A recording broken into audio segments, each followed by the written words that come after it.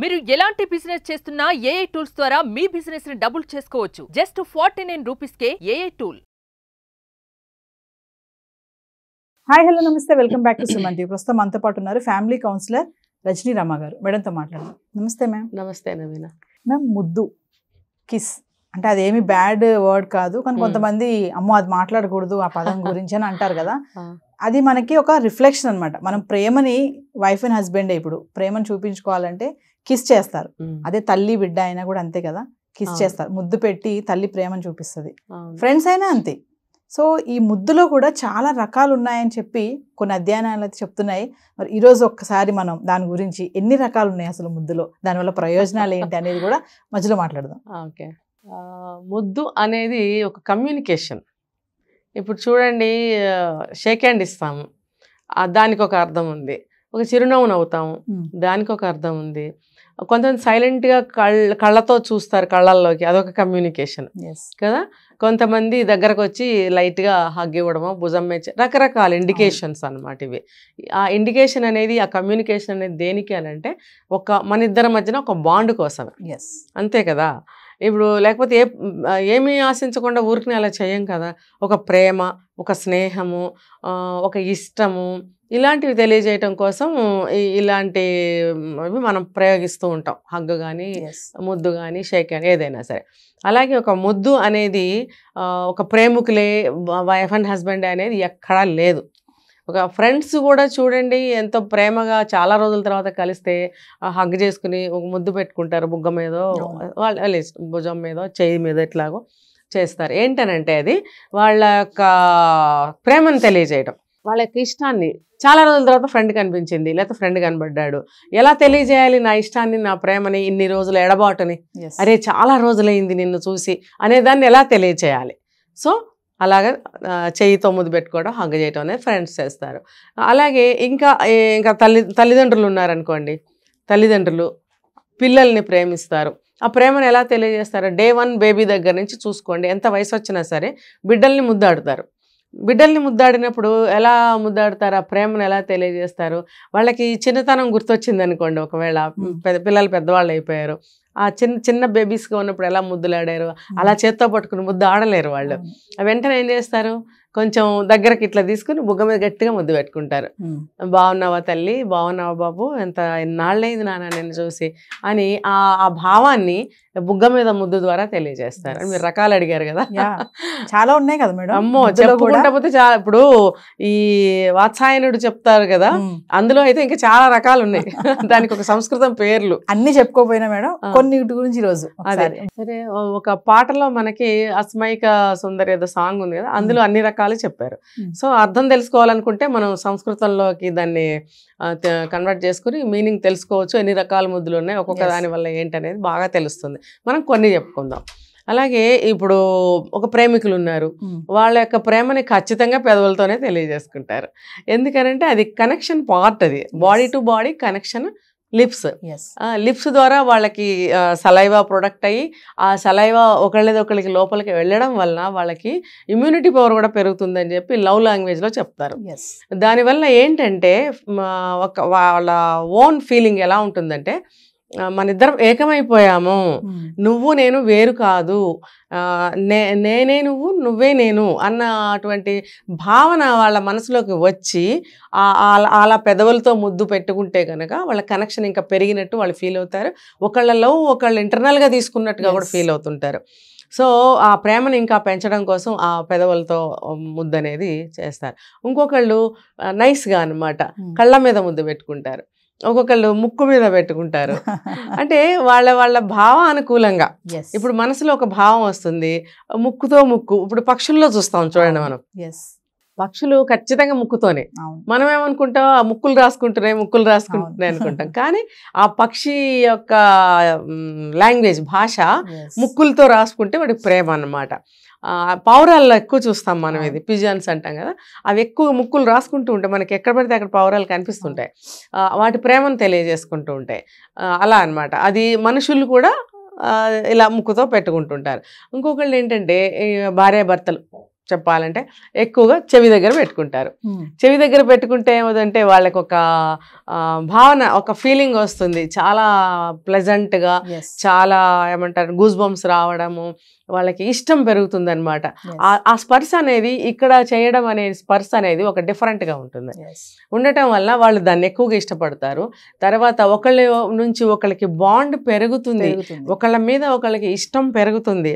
ఇష్టం ఎందుకు పెరుగుతుంది అని అంటే ఆ ముద్దు పెట్టడంలో నా మీద అవతల పార్ట్నర్, అమ్మాయి అవ్వండి అబ్బాయి అవ్వండి, నా మీద అతనికి ఆ అమ్మాయికి కానీ అంత ప్రేమ ఉంది అనేది ఆ ముద్దు ద్వారా ఇక్కడ తెలుస్తుంది. ఆ స్పర్శ అలా ఉంటుంది.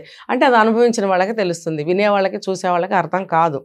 అది తెలియాలంటే పెళ్లి చేసుకోవాలి, లేకపోతే నిజమైన లవ్లో అనన్నా ఉండాలి. ఆర్టిఫిషియల్ లవ్ కాదు, అట్రాక్షన్ లవ్ కాదు, నిజమైన ప్రేమలో తెలుస్తుంది. అఫ్కోర్స్ స్కిన్ టచ్ కాబట్టి ఎవరికైనా కూడా కలగచ్చు కూడా.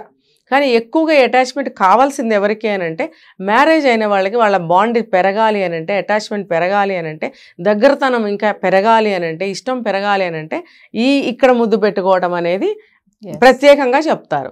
అలా ఇంకొకళ్ళు ఉంటారు మెడ మీద పెట్టుకుంటారు ఇక్కడ, అదొక భావన ఏంటంటే నైస్ బిహేవియర్ అనమాట. అది తన యొక్క భావాన్ని సున్నితంగా తెలియజేయడం, అది కూడా బాగుంటుంది. అది ఎప్పుడు అని అంటే ఫర్ ఎగ్జాంపుల్ పార్ట్నర్ ఎవరైనా కానీ కొంచెం సేపు అయ్యింది, ఎవరి పనుల్లో వాళ్ళు ఉన్నారు, పలకరించాలి. ఎలా పలకరించాలి?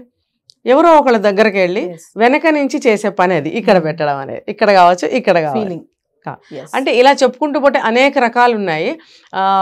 ఎక్కడ ముద్దు పెట్టినప్పటికీ కూడా మనకి కావాల్సింది ఏంటంటే ఒక బాండ్, ఒక దగ్గరతనం కావాలి. దానికోసం ఇంకోటి ఏంటంటే ఇలా ముద్దు పెట్టుకోవడం ద్వారా మనకి ఈ బ్రెయిన్లో ఉన్న నరాలన్నీ కూడా చక్కగా రిలీఫ్గా రిలీజ్ అయ్యి, అంటే రిలీజ్ అయ్యాను ఎందుకు అంటున్నానంటే కొంతమంది చూడండి ఫ్రీజ్ అయ్యి ఉంటారు చాలామంది, దేనికి కూడా లొంగకుండా భయపడుతూ ఏమన్నా అనుకుంటారేమో అనుకుంటూ ఉండే వాళ్ళకి బ్రెయిన్ ఫ్రీజ్ అయి ఉంటుంది ఎప్పుడు కూడా. మనసు బ్రెయిన్ కూడా ఫ్రీజ్ అవుతుంది. వాళ్ళకి ఏంటంటే కనీసం తట్టదు.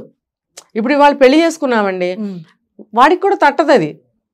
అరే భార్య ఉంది లేకపోతే భర్త ఉన్నాడు, దగ్గరికి వెళ్ళాలి, మాట్లాడాలి, పలకరించాలి, టచ్ చేయాలి అనేది తట్టదు. ఎందుకంటే ఫ్రీజ్ అయి ఉంటారు వాళ్ళు మెంటల్లీ, తర్వాత ఫిజికల్గా కూడా ఏంటంటే వాళ్ళు మొద్దుల్లాగా ఉంటుంటారు. అంటే మేడం ముద్దు వల్ల మానసిక ప్రయోజనాలు, శారీరక ప్రయోజనాలు కూడా ఉన్నాయంటారా? ఉంటాయి. మానసిక ప్రయోజనాలు చాలా ఎక్కువ ఉంటాయి. శారీరక ప్రయోజనాలు మనసుతో సంబంధం లేకుండా జరిగిపోతూనే ఉంటాయి. ఓకే, దానివల్ల లాభాలు ఎన్ని ఉన్నాయో అందరికీ తెలుసు. జస్ట్ ఏంటంటే అది ఒక కాంట్రాక్ట్ లాగా, ఒక అవసరం లాగా పని అయిపోయిందిరా బాబు కాదు. ఇది మీరు అడిగింది మానసికమైనటువంటి బంధము, మానసికంగా ఒక ఏమంటారు రిలీఫ్ ఫీలింగ్ కావాలి. ముఖ్యమైనది ఇదే. ఇది కావాలి అని అంటే అదే నేను చెప్తాను, వాళ్ళ మైండ్లు ఫ్రీజ్ అయి ఉంటే అది జరగదు. అది అందుకని ఇద్దరిలో ఏ ఒక్కళ్ళకి ఆ భావన ఉన్నా, రెండో వాళ్ళు మామూలుగానే ఉన్నా, ఈ రెండో వాళ్ళు వెళ్ళి ఆ పని చేశారనుకోండి, ఆ మొద్దులకు కూడా ఏమవుతుందంటే కొంచెం సడన్గా వెనక నుంచి ఇట్లా చేయడం వల్ల వాళ్ళకి ఏదో ఒక ఫీలింగ్ వస్తుంది. ఆటోమేటిక్గా నరాలు ఫ్రీ అవుతాయి, రిలీజ్ అవుతాయి అనమాట. టైట్గా ఉన్న ఈ నరాలు ఇలా లూజ్ అవుతాయి అనమాట. ఎండార్ఫిన్ అంటారు కదా, ఎండార్ఫిన్, డోపమైన్, సంథింగ్ అవన్నీ ఎంజైమ్స్ రిలీజ్ అయ్యి నరాలన్నీ సడలించి, తెలుగులో చెప్పాలంటే సడలించి రిలీఫ్ ఫీల్ అవుతాయి. రిలీఫ్ ఫీల్ అయినప్పుడు వాళ్ళకి ఏమవుతుందంటే ఒక్కసారిగా ఏ భయాలు ఎవరన్నా ఏమన్నా అనుకుంటారేమో అనేది ఒక క్షణం పాటు గుర్తు రాదు. Thank God. ఇప్పుడు ఈ రెండో పార్ట్నర్ చేసిన ఈ పనికి అతనికి ఆ ఫీలింగ్ కలిగింది అంటే కృతజ్ఞత చెప్పుకోవాల్సిందే దేవుడికి. కనీసం ఆ సమయంలోనైనా వాడు దాన్ని వదిలిపెట్టి ఆ భావాల్ని కొంచెం ఇటువైపు మొగ్గాడు అని. అంటే ఈ రెండో పార్ట్నర్ ఎవరైతే ఉన్నారో వాళ్ళు ఇటువైపు ప్రయత్నం చేస్తూ ఉండాలి, అలా ఫ్రీజ్ అయిపోయి ఉన్న వాళ్ళని. దానివల్ల ఏంటంటే మీరు అన్నట్టు మానసికంగా ఎంతో రిలీఫ్ ఇస్తుంది. తర్వాత దానివల్ల శరీరం కూడా ఎంతో ఫ్రీ అవుతుంది. అప్పుడు బాడీ లాంగ్వేజ్ మారుతుంది. కొంతమంది నేను ఇందాక చెప్పాను, కాంట్రాక్ట్ లాగా ఒక పని అయిపోయింది అన్నట్టుగా అవసరంగా కాకుండా బాడీలో ఒక లాంగ్వేజ్ అనేది వస్తుంది.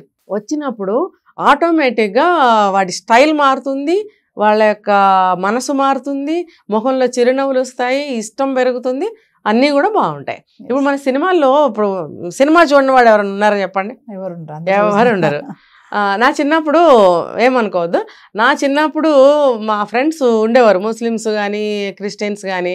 వాళ్ళు మేము సినిమా చూడము, రంగులు బట్టలు వేసుకోము అని అనేవారు. ఎప్పుడు సినిమా చూడరంట వాళ్ళు. కానీ ఇప్పుడు చూడండి అందరూ కూడా అన్నీ చేస్తున్నారు, సినిమాలకు వెళ్తున్నారు, ఎగ్జిబిషన్స్కి వెళ్తున్నారు. అంటే మార్పు అనమాట. ఈ మార్పు ఎంతో అవసరం, ఇది కావాలి కూడా. వీళ్ళు కనుక ఆ సినిమాల్లో అబ్జర్వ్ చేస్తే డ్యూయట్స్లో అన్నీ చూపిస్తారు కదండి. చూపించినప్పుడైనా మన మనసులు మార్చుకోవడానికి ప్రయత్నించాలి. ఒకవేళ ఇట్లా ఫ్రీజ్ అయిపోయి ఉంటే కనుక ఫ్రీక్వెంట్గా వీళ్ళు కలిసి మూవీస్కి వెళ్ళడము, అందులో ఉన్న వాటిని తిరిగి వీళ్ళు డిస్కస్ చేసుకోవటము, మధ్యలో ఇటువంటి హగ్స్ ముద్దులు ఇవ్వడం ద్వారా అట్లా ఫ్రీజ్ అయిపోయిన మైండ్ ఉన్న వాళ్ళు కూడా కొంచెం రిలీఫ్గా ఫ్రీగా ఉండగలుగుతారు. అలా కూడా అలాంటి వాళ్ళలో మనం మార్పు తీసుకురావచ్చు ఈ ముద్దు ద్వారా. ఒక ముద్దనే కాదు, నేను చెప్పినట్టు మిగతావి కూడా. అలా రకరకాల ముద్దుల ద్వారా వీళ్ళ బాండ్ని పెంచుకోవచ్చు, ఫ్రీజ్ అయిపోయిన మైండ్ని మళ్ళీ నార్మల్ చేయొచ్చు. అంటే వాళ్ళ బ్రెయిన్ వాష్ కూడా అవుతుంది ఆటోమేటిక్గా, మన నోటితో చెప్పక్కర్లేదు. చూడండి, కొంతమంది అదే పనిగా వాదనలు చేసి డిస్కషన్స్ చేసి గొడవలు పడుతుంటారు. నువ్వెందుకు మారవు, నువ్వు ఇలా ఉన్నావేంటి, నువ్వు అలా ఉన్నావు. ఇందులో మళ్ళీ నేను ఒక క్లాస్ పెడతాను. ఇప్పుడు చూడండి, కొంత ఏజ్ అయిపోయిన వాళ్ళు సిగ్గు విడిచి గబక్కని వాళ్ళ యొక్క పెద్దరికాన్ని పక్కన పెట్టి ఇలాంటివి చేయలేకపోతారు.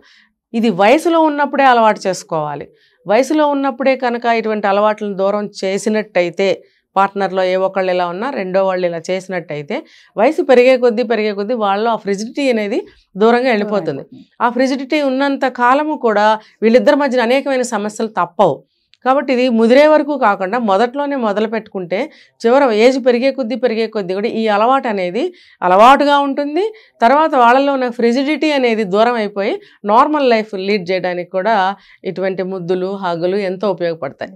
సో మనం కిస్ గురించి మాట్లాడుకుంటున్నాం కాబట్టి నాకు ఒకటి గుర్తొచ్చింది మేడం. రీసెంట్గా నేను చూసాను ఆర్టికల్లో, నుదుట మీద ముద్దు అంటే తెల్లవారుజామునే హస్బెండ్ వైఫ్ ని నుదుట మీద కిస్ చేస్తే అంట హస్బెండ్ ఆయుష్ పెరుగుతుందంట. ఒక ఆర్టికల్ చదివాను. అంటే అసలు నుదుట మీద ముద్దు అనేది చాలా అదొక ఎఫెక్షన్ గా ఉంటుంది కదా మేడం బాగా. అదొక్కసారి దాని గురించి. అమ్మాయి పెట్టింది అనుకోండి, అది ఏమంటారంటే కృతజ్ఞత. నేను దాని గురించి మళ్ళీ చెప్తాను. అదే అబ్బాయి పెట్టాడు అనుకోండి, అది కృతజ్ఞతే. మళ్ళీ ఇందులో డిఫరెన్స్ ఉంది. అబ్బాయి ఎందుకు కృతజ్ఞత చెప్పండి, చెప్పగలరా? నువ్వు నాకు దొరికావు, నేనే క్వశ్చన్ వేస్తున్నా. అంటే నువ్వు నాకు దొరికావు కాబట్టి లైఫ్ పార్ట్నర్ గా కాదు, అఫ్ కోర్స్ అది ఉండనే ఉంటుంది అనుకోండి. ఎందుకనంటే నీ మార్నింగ్ అని అన్నారు కాబట్టి చెప్తున్నా, నైట్ వాళ్ళు ఎంతో హ్యాపీగా గడిపి ఉండొచ్చు. కాబట్టి మార్నింగ్ నీ వల్ల నేను ఎంత సంతోషాన్ని పొందాను, నువ్వు నాకు మంచి భార్యగా ఉన్నావు, నువ్వంటే నాకు ఇష్టము, నువ్వు లేనిదే నేను ఉండలేను అన్న భావాలని నోటితో సినిమాల్లో చెప్పగలరు కానీ విడిగా ఎవరు చెప్పలేరు. సో ఈ ఒక్క ముద్దు ద్వారా చెప్పగలుగుతాడు, అది కృతజ్ఞత. అది అమ్మాయి పెట్టింది అనుకోండి, అదేం కృతజ్ఞత అంటే నువ్వు అంటే సేమ్ ఫీలింగ్ ఆమెకి ఉంటుంది కానీ తను అలా చెప్పలేకపోతుంది, ముద్దు ద్వారా కూడా అలా చెప్పలేకపోతుంది. తను మానసికంగా ఎట్లా ఫీల్ అవుతుందంటే, నాకు ఇంత మంచి భర్త దొరికాడు, నన్ను బాగా చూసుకునే భర్త దొరికాడు, నన్ను కష్టపెట్టకుండా నన్ను ప్రేమగా చూసుకుంటున్నాడు. చాలా అంటే చూడండి, తండ్రి తర్వాత హీరోగా కనిపించేది భర్తే ప్రతి ఆడపిల్లకి. దాన్ని ప్రతి అబ్బాయి నిలబెట్టుకోవాలని నేను చెప్తున్నా ఈ కెమెరా ముఖంగా. ఇప్పుడు అంత ప్రేమని అంత నిస్వార్థంగా పొద్దున్నే పెట్టే ముద్దులో చాలా నిస్వార్థత ఉంటుంది. స్వార్థం కానీ కోపం కానీ ఇంకోటి కానీ ఏం ఉండవు అక్కడ.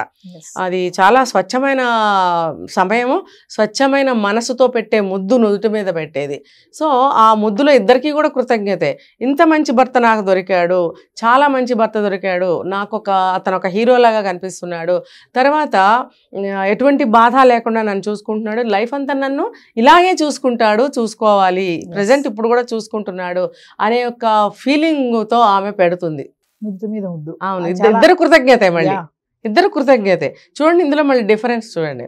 అంతే కదా, నా లైఫ్ని నువ్వు ఎంతో ప్రొటెక్ట్ చేస్తావు, ఎంతో సపోర్ట్ చేస్తావు. ఎందుకు అని అంటే నైట్ జరిగిన విషయాలు వల్ల వాళ్ళకు వస్తున్న ఫీలింగ్స్ తెల్లవారిన తర్వాత అలా ఉంటాయి. అమ్మో, కిస్లో ఇన్ని రకాలు ఉన్నాయి మేడం. శారీరక ప్రయోజనాలు, మానసిక ప్రయోజనాలు ఇంకా చాలానే ఉన్నాయని చెప్పారు. ఇంకొక ఎపిసోడ్ లో వాటి గురించి కూడా మాట్లాడారు. ఫ్యూచర్ చాలా బ్రైట్ గా కూడా ఉంటుంది ఇలాంటి లాభాలు కలగటం వల్ల. Thank you ma'am.